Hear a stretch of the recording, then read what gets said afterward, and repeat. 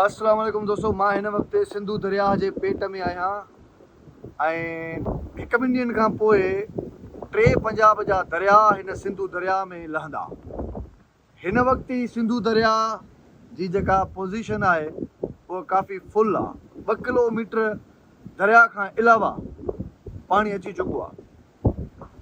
जेका अहम ॻाल्हि तव्हां सां करणु चाहियां थो उहा इहा आहे त जॾहिं तमामु घणो पाणी थी वेंदो त हे ज़ाहिर आहे कट बि लॻी सघे थो। अंग्रेज़नि हिकिड़ो नक्शो ॾिनो हो कंहिं दौर में त जॾहिं बि सिंधु दरिया में तमामु घणो पाणी थी वञे त पोइ तव्हां सालिया पट खां कट लॻाईंदव रोड़ी ताईं, रोड़ी खां कंधरा ताईं, कंधरा खां नारो चूंडको वेंदे सांगड़ जे रेगिस्तान ताईं तव्हां पाणी छॾे ॾियो, तव्हांजो को बि नुक़सानु न थींदो।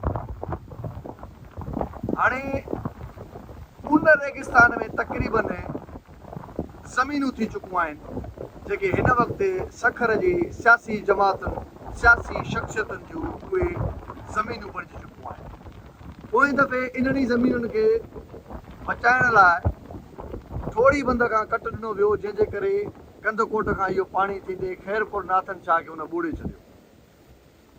ख़बर मूजिबि जेका ख़बर आहे उहा इहा आहे त बि वरी तारीख़ पाण खे दोहराए वरी इन्हनि साॻियुनि ॿनियुनि खे रेगिस्तान खे बचाइण जे लाइ वरी थोरी बंद खां कट ॾिनो वञे। इन जे करे जेकॾहिं तव्हांखे महसूसु थिए थो त असांजा शहर ॿुॾंदा त पोइ कोशिशि कयो पंहिंजे शहरनि खे बचाव जे लाइ, शहर खे बचाइण जे लाइ जेको कुझु तव्हांखे करिणो पए तव्हां ज़रूरु कजो।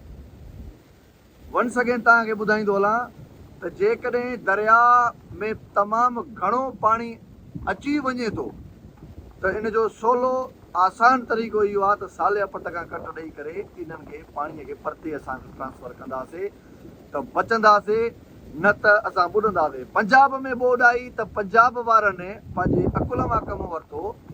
पंजाब वारनि ॿनियुनि जे तरफ़ कट ॾिनो ताकी पाणी एॾे वञे, असां वरी पोइ ॿीहर रिकवर करे वठंदासीं, शहर बचनि। उन्हनि जी कोशिशि इहा रही आहे।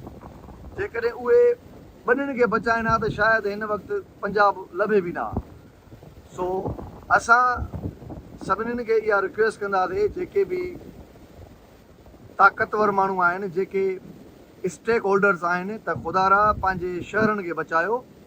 ईअं न आहे त बसि आबादी अॻु में ई तव्हांखे कन ते हणनि था त बाबा 2-3 लख ख़ानदान उहे मुतासिर थी सघनि था। छो भाउ, कहिड़े तरीक़े सां तव्हां मुतासिर कंदो ख़ानदान? माण्हुनि जी तव्हां वटि का अहमियत कोन्हे का, ज़मीनुनि जी अहमियत आहे, रेगिस्ताननि जी अहमियत आहे। मतिलबु ख़ुदि पसंदी मां निकिरो।